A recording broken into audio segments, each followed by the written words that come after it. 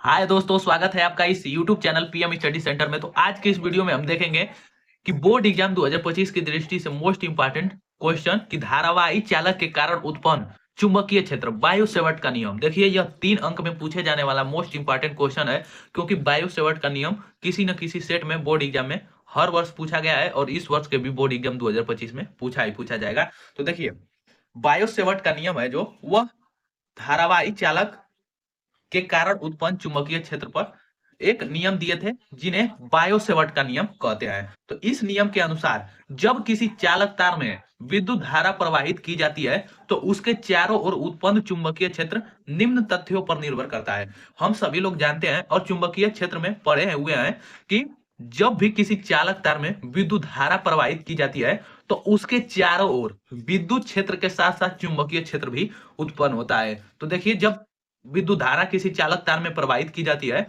तो उसके चारों ओर उत्पन्न चुंबकीय क्षेत्र निम्न तथ्यों पर निर्भर करती है, निम्न बातों पर निर्भर करती है, जिसको हम देखेंगे और इसके फार्मूले को भी देखेंगे कि बायो-सेवर्ट के नियम अनुसार चुंबकीय क्षेत्र का फार्मूला क्या होता है।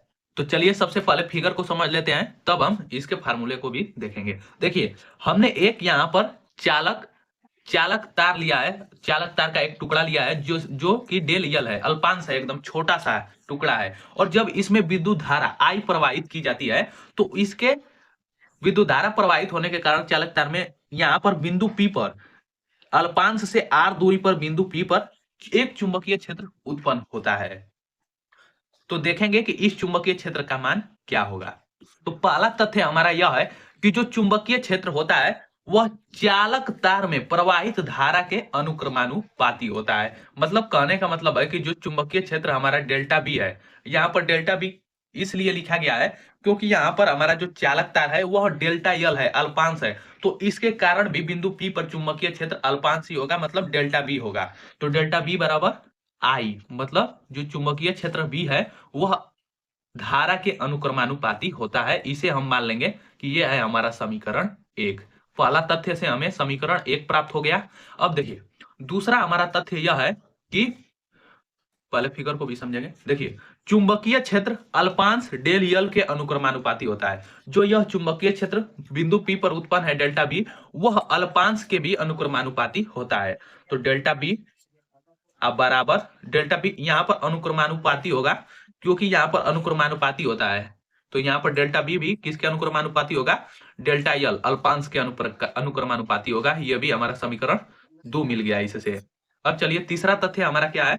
तो तीसरा तथ्य यह है कि जो उत्पन्न चुंबकीय क्षेत्र बी है वह अल्पांश से बिंदु पी तक मिलाने वाली रेखा तथा अल्पांश के बीच बने कोण के जया जया का मतलब साइन होता है के अनुक्रमानुपाती होता है। देखिए यहाँ पर समझिए, कह रहा है हमारा तीसरा तथ्य यह कह रहा है कि जो उत्पन्न चुंबकीय क्षेत्र बी है बिंदु पी पर, तो अल्पांश से बिंदु पी तक मिलाने वाली रेखा के बीच बने कोण के जया के अनुक्रमानुपाती होता है। मतलब ये हो जाएगा कि जो हमारा उत्पन्न चुंबकीय क्षेत्र डेल्टा बी है, डेल्टा बी वह अल्पांश और मिलाने वाली रेखा के बीच बने कोण के जया के अनुक्रमानुपाती होता है। तो जया का मतलब साइन, और इन दोनों के बीच बनाया गया कोण थीटा है। तो डेल्टा बी बराबर साइन थीटा। ये हो गया हमारा समीकरण 3।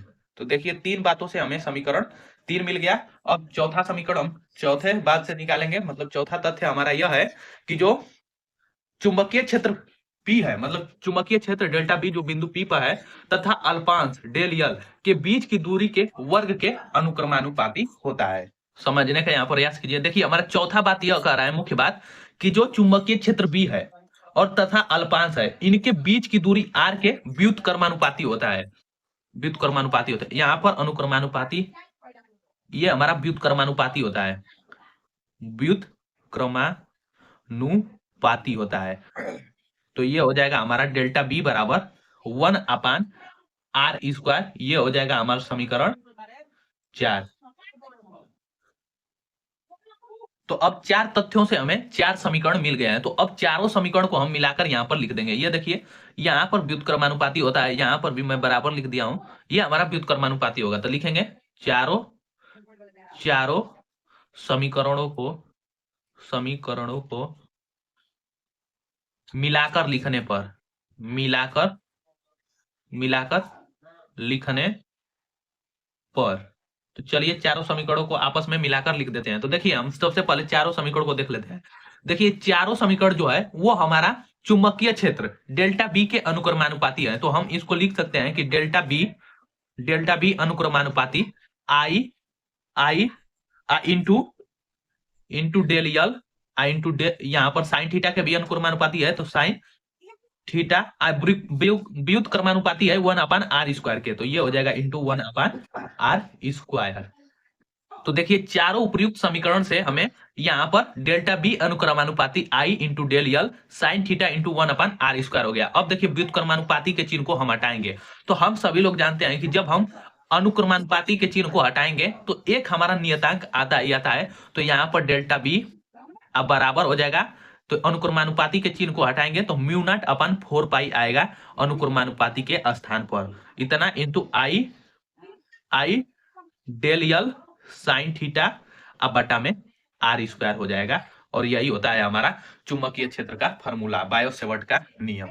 और इसका मात्रक हो जाएगा इतना टेस्ला। तो देखिए चुंबकीय क्षेत्र का मात्रक टेस्ला होता है। तो जो हमारा बायो-सेवर्ट का नियम है डेल्टा बी बराबर म्यू नॉट अपन 4 पाई आई डेल यल साइन थीटा अपन r²। तो आज के इस वीडियो में बस इतना ही, मिलते हैं नेक्स्ट वीडियो में। और यदि यह वीडियो पसंद आए तो इसे ज्यादा से ज्यादा लाइक शेयर और चैनल को सब्सक्राइब करना ना भूलें। और वीडियो को पूरे लास्ट तक देखने के लिए बहुत बहुत धन्यवाद। और यह मानकर चलिए कि इस वर्ष के बोर्ड एग्जाम में आपके यह बायो-सेवर्ट का नियम आएगा ही आएगा। आप देख सकते हैं कि कितनी बार बोर्ड एग्जाम में पूछा गया है और इस वर्ष के भी बोर्ड एग्जाम में पूछा ही पूछा जाएगा। तो वीडियो को पूरे लास्ट तक देखने के लिए बहुत बहुत धन्यवाद।